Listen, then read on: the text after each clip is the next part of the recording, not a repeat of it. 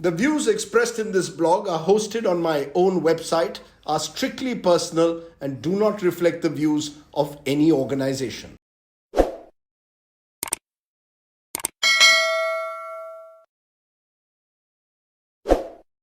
Hello and welcome once again, my friends, to Straight Bat, my weekly video blog where, as the title suggests, I comment with a straight bat. Now, this week, Straight Bat comes to you from Mumbai because this is where all the political drama has taken place in the last week. In fact, if Harold Wilson, the British Prime Minister, once said a week is a long time in politics, guess what? In Mumbai, a couple of hours is enough. One moment, EknathShinde is going to be Deputy Chief Minister and Fadnavis Chief Minister, and guess what? A couple of hours later, the roles are completely reversed. We'll come back to all that in a moment, but let me tell you something. I'm a great sports lover, but there are two sports that I now find increasingly difficult. I've found over the years increasingly difficult to relate to. One is chess. I tried to become a chess player, was never good at it. The other is WWE, this world wrestling entertainment, and I'm not a wrestling fan at all, particularly of wrestling as entertainment. I like Dara Singh, but I can't identify with today's wrestlers. But guess what? Our politicians are both chess grandmasters and WWE champions. And that explains perhaps why the BJP has managed in a way to wrestle and out-chess its opponents, outthink its opponents in this Maharashtra political drama. Let me tell you why. Because here are the big takeaways. What's really happened in Maharashtra? How has the BJP successfully achieved in getting its opponents down on the mat? As they say, ek tir, kai nishan. Let's start one by one what the BJP has done. First of all, they have toppled the Udhav Thackeray-led government. It was done through a mix of allurement and coercion.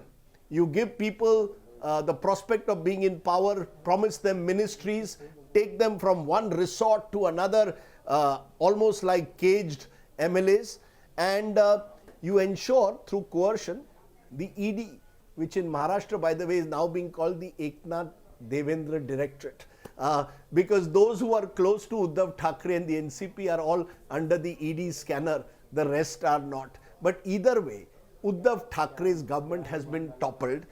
39 out of 55 MLAs of the Shiv Sena left him. So the Shiv Sena, at least the legislature party, has really moved away from Udhav Thackeray. So if Udhav Thackeray got at the BJP in 2019 by forming a government with Congress NCP, well, just the reverse has happened this time. The ground has slipped under Udhav Thackeray's feet. So in a way, the Udhav Thackeray future or the future of the Udhav Thackeray led Shiv Sena is now really facing a huge question mark.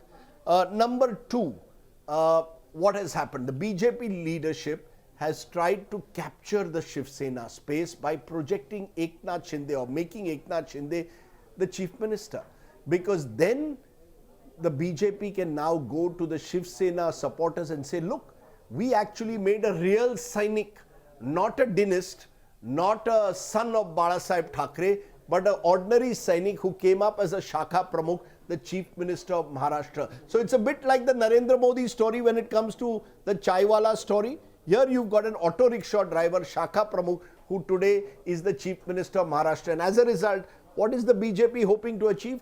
Capture the Shiv Sena space, especially ahead of the crucial Mumbai municipal elections in a few months from now. If you can get the Mumbai municipal corporation elections, if you can win them, then you've really completely shattered the Sena in its citadel. So the second strategy of the BJP leadership, and when I say leadership, I mean the top leadership.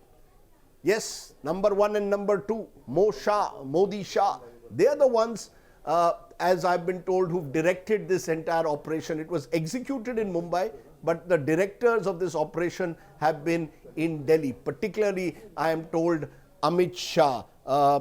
You don't believe me? Let me tell you, there was a meeting held in Vadodara last week at 2 a.m. in the morning, called by Amit Shah, where Devendra Fadnavis flew from Mumbai to Indore and then Vadodara, and EknathShinde, who was with his MLAs in a resort in Guwahati, flew in to to Vadodara. So this has been a very much a BJP-led coup to eventually occupy the entire Shiv Sena space. My view is EknathShinde is a pawn. The grandmasters are someone else, or the puppeteers are someone else. And you're going to see EknathShinde, who comes from a influential Kunbi Maratha caste, being projected as a future leader of the Shiv Sena to counter the Thackeray-led Sena. So you've created, in a way, a new Sena and occupied the space. So first strategy, topple Udhav Thackeray. Number 2, occupy the Sena space. Third strategy, get your revenge on Sharad Pawar. Now let me tell you, in November 2019, Sharad Pawar was doing backroom dealing with both the BJP and the Shiv Sena Congress. Eventually went with the Shiv Sena Congress because he knew in that government he could have the remote control. Now what's happened? The NCP is out of the picture. 2 NCP ministers are in jail, and as a result, you've got a situation where Sharad Pawar, at the age of 82, is once again fighting with his back to the wall. He's out of power. So this power play has seen Sharad Pawar being eased out. Again, you could argue revenge being taken for the betrayal of 2019 when Pawar almost went with the BJP. So you've got one more rival cut. Udhav Thackeray gone, Sena space being occupied, Sharad Pawar being eased out. Number 4 element of this chess WWE strategy, as I call it, cut Devendra Fadnavis to size. Now this is the most surprising element. But let's be honest, the fact was that Devendra Fadnavis appeared to be on a roll. Neta number 1. In Marathi, there were large posters of him saying, "Me Puna Yenar," I am coming back. And everyone thought that Devendra Fadnavis would be chief minister. He had helped the BJP win a Rajya Sabha election, MLC election, helped the party win in Goa. He seemed to be a leader of the future. Now, when you're a leader of the future and projected as such, guess what? You might run foul of some of those who want to cut you to size. So Devendra Fadnavis suddenly found that one moment he was going to be chief minister, next minute he's not chief minister, next minute he's told you have to be deputy chief minister serving under someone who was a minister in your government. Clearly, my friends, Mr. Fadnavis was cut down to size. The reasons for it can be different, and we are told he may well be brought to Delhi as a cabinet minister maybe 6 months from now. But for now, as deputy chief minister, he clearly has been sent a message that you've got to control your ambitions. I'm sure he'll bounce back, but for now, the laddus that he had on a Thursday didn't taste quite as well, barely 24 hours later. So Fadnavis cut to size, and the final strategy that was adopted was that Delhi now effectively controls the keys to power in Maharashtra. Because remember, this is the Sone ki Nagri, the golden goose. Who controls Mumbai will always be an influential political figure because you deal with the commercial capital of the country. So in a sense, much like in Indira Gandhi's time, when chief ministers would be appointed, nominated in a way by Mrs. Gandhi, you've chosen EknathShinde, who just has 39 Sena MLAs, as your chief minister, but the keys to power lie in Delhi. Who do they lie with? Anybody's guess. Amit Shah, Narendra Modi? Who do they lie with? Either way, you've got a situation now much like in the Indira period where Delhi will control Mumbai. So you now have, this is your 5-point strategy. You've, to repeat, toppled the government of Udhav Thackeray.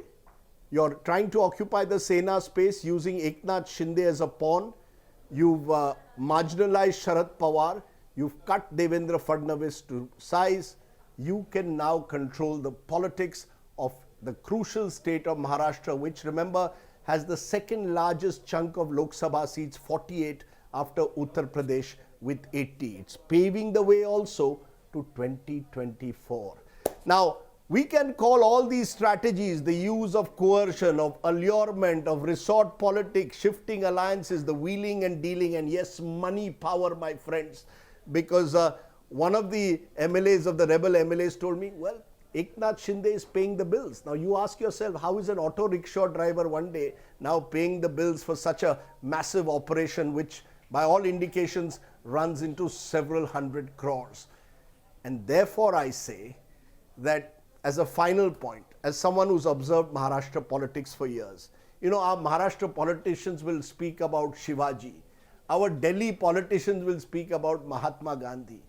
Frankly, all bogus. The truth is, paisa bolta hai. Politics has become transactional. And as politics becomes transactional, my friends, in this country, the moral quotient is completely gone. You can call it Machiavellian, you can call it masterstroke, you can call it gamble, call it what you will. I see it purely as political power play, where the ends matter, the means certainly don't. Think about it.